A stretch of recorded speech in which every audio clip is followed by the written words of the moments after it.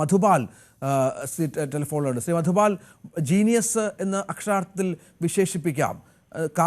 അതായത് ഓരോ കാലഘട്ടത്തിനനുസരിച്ചല്ല, കാലാനുവർത്തിയായ സിനിമകൾ തിരക്കഥാകൃത്ത് എന്ന് വേണമെങ്കിൽ വിശേഷിപ്പിക്കാം. ഈ സോഷ്യൽ മീഡിയ കാലഘട്ടത്തിൽ ഏറ്റവും അധികം ട്രോളുകളായും ചർച്ചകളായും വരുന്നത് ശ്രീനിവാസൻ സിനിമയിലെ സീനുകളാണ്. അങ്ങനെ അത്തരമൊരു വലിയ ജീനിയസിനെയാണ് നമുക്ക് നഷ്ടപ്പെടുന്നത്.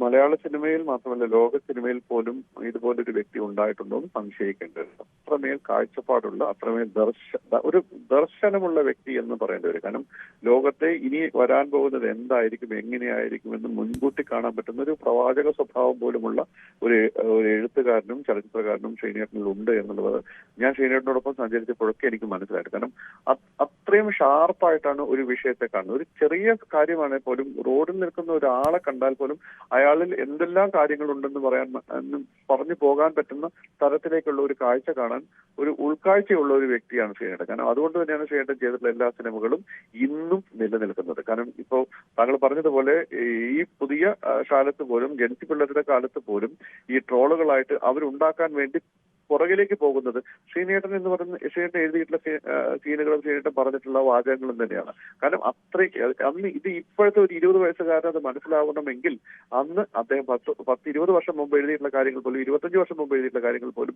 ഇന്നും നിലനിൽക്കുന്നത് തന്നെ. അത് നാളെയും അത് നിലനിൽക്കും. കാരണം മനുഷ്യന്റെ അടിസ്ഥാന ജീവിതമാണ് ഷൈനേട്ടൻ കണ്ടിട്ടുള്ളത്. ഞാൻ എപ്പോഴും ഷൈനേട്ടനെ കുറിച്ച് പറയുമ്പോൾ ആളുകൾ മണ്ണിൽ ചവിട്ടി നടക്കുന്ന മനുഷ്യനെ കുറിച്ച് മാത്രമേ ഷൈനേട്ടൻ കഥ എഴുതിയിട്ടുള്ളൂ.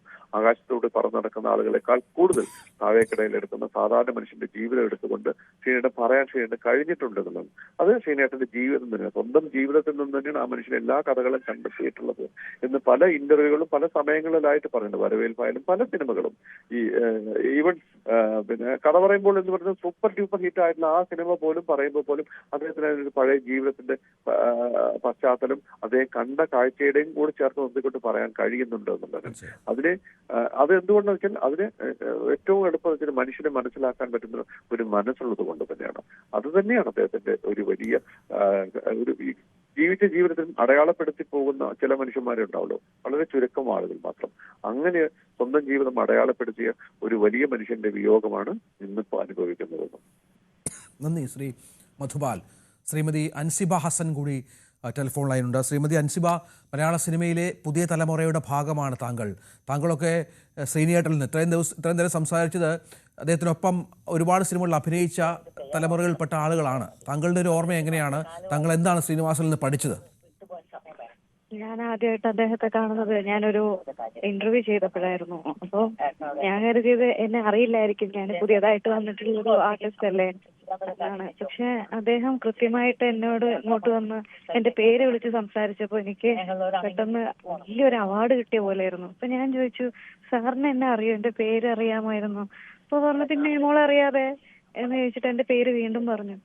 അങ്ങനെയാണ് സംസാരം ആരംഭിക്കുന്നത്. അപ്പോൾ ഒരുപാട് കഥകളും പറഞ്ഞാൽ തീരാത്ത കഥകളുള്ള ഒരു മനുഷ്യനാണ്. അത്രയും സ്നേഹമുള്ള ഒരു മനുഷ്യനാണ്. ആ രീതിയിലാണ് എല്ലാരോടും പെരുമാറിക്കൊണ്ടിരുന്നത്. നമ്മൾ എന്ത് പറയുന്നു അതിന് ഒരുപാട് തലങ്ങൾ, അർത്ഥമുള്ള രീതിയിലാണ് അതിന്റെ ഓരോ മറുപടികളും കിട്ടുക. അത് നമുക്ക് അപ്പൊ കേൾക്കുമ്പോൾ തമാശയായിട്ട് തോന്നാമെങ്കിലും പിന്നീട് ചിന്തിക്കും, സത്യമല്ലേ അത്, കാര്യമല്ലേ അത് എന്ന് തോന്നുന്ന രീതിയിലുള്ള മറുപടികളാണ് കിട്ടിക്കൊണ്ടിരുന്നത്. അപ്പോൾ എല്ലാവരുടെ ഇതുപോലെ തന്നെയായിരുന്നു. അത് എല്ലാത്തൊരു നഷ്ടമായിപ്പോയി, പെട്ടെന്ന് അക്സെപ്റ്റ് ചെയ്യാൻ പറ്റുന്നില്ല. ശ്രീനിവാസൻ, മലയാള സിനിമയുടെ ഏറ്റവും മികച്ച സംവിധായകൻ, തിരക്കഥാകൃത്ത്, നടൻ അന്തരിച്ചു എന്ന ദുഃഖകരമായ വാർത്തയാണ് ഈ സമയത്ത് നൽകാൻ ഉള്ളത്. നമുക്കറിയാം, ശ്രീനിവാസൻ്റെ ഒരു സിനിമാ ജീവിതമൊക്കെ മലയാളിക്ക് എപ്പോഴും കാണാപ്പാഠമാണ്. ചെന്നൈയിലെ ലൈഫുമായൊക്കെ ബന്ധപ്പെട്ട് നിരവധി അഭിമുഖങ്ങളിൽ അദ്ദേഹം പല കാര്യങ്ങൾ പങ്കുവച്ചിട്ടുണ്ട്.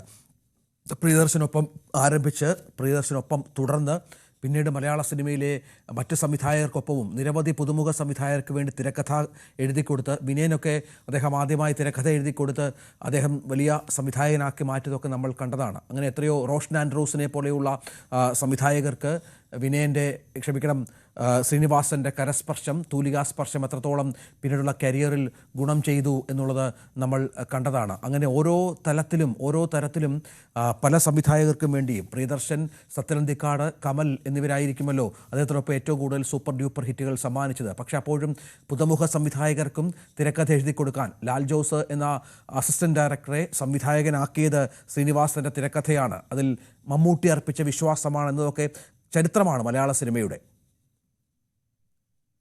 ശ്രീ വിനയൻ തന്നെ ടെലിഫോൺ ലൈനിലുണ്ട്. ശ്രീ വിനയൻ, താങ്കൾ ശ്രീനിവാസനൊപ്പം നിരവധി ശ്രീനിവാസൻ തിരക്കഥകൾ സംവിധാനം ചെയ്ത ആളാണ്. സൂപ്പർ ഹിറ്റുകളായ സിനിമകൾ ഒരുപാടുണ്ട്.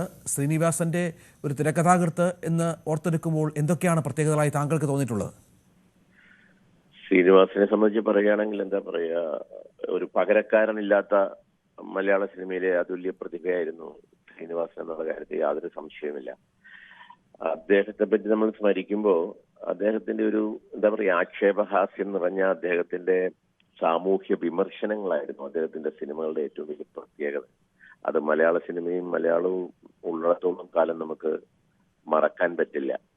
തനിക്ക് പറയാനുള്ള കാര്യങ്ങൾ സിനിമകളിലൂടെ, അത് സിനിമയിലാണേലും അതിന് പുറത്താണേലും മുഖം നോക്കാതെ കാര്യങ്ങൾ പറയാൻ പറ്റുന്ന, മുഖത്ത് ആരുടെയും അപ്രിയമാണോ അവർക്ക് അല്ലെ അവർക്ക് ഇഷ്ടക്കേടാകുമെന്നൊന്നും ചിന്തിക്കാതെ തന്റെ അഭിപ്രായങ്ങൾ പറയാൻ ചങ്കുറ്റമുള്ള ഒരു കലാകാരൻ കൂടിയായിരുന്നല്ലോ ശ്രീനിവാസൻ.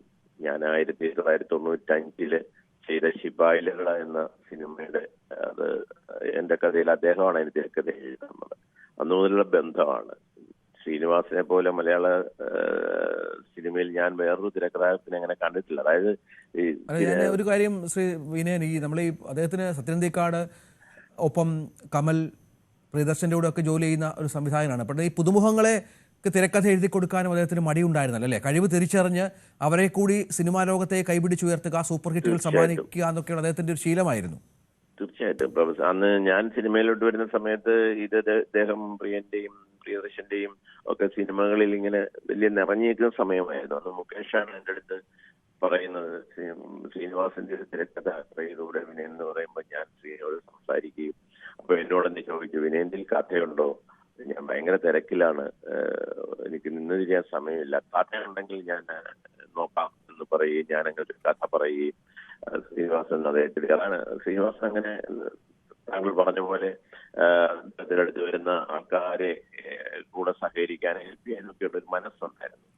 അപ്പൊ അങ്ങനെയാണ് ശിപായിലകളെ ഉണ്ടാകുന്നത്. അതിനുശേഷം ഞങ്ങൾ 4-5 സിനിമകളിൽ ഒരുമിച്ച് വർക്ക് ചെയ്തെങ്കിൽ ഞാൻ എപ്പോഴും ഇന്റർവ്യൂകളിൽ പറയാറുള്ളതാണ്, ഞാൻ കണ്ടിട്ടുള്ള മലയാള സിനിമയിലെ എത്ര വലിയ റൈറ്റേഴ്സിനെക്കാളും ഉപരി സിനിമയുടെ മർമ്മം അറിയാവുന്നത് എഴുത്തുകാരൻ എന്നുള്ള നിലയിൽ ഒത്തിരി ആദരിച്ചിരുന്ന ഒരു വ്യക്തിത്വമാണ്.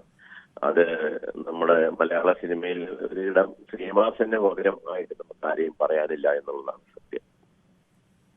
അതാണ് ശിപായി ലഹളയിലൂടെ വിനയൻ എന്ന സംവിധായകന് ഒരു സൂപ്പർ ഹിറ്റ് നൽകിയ ശ്രീനിവാസൻ.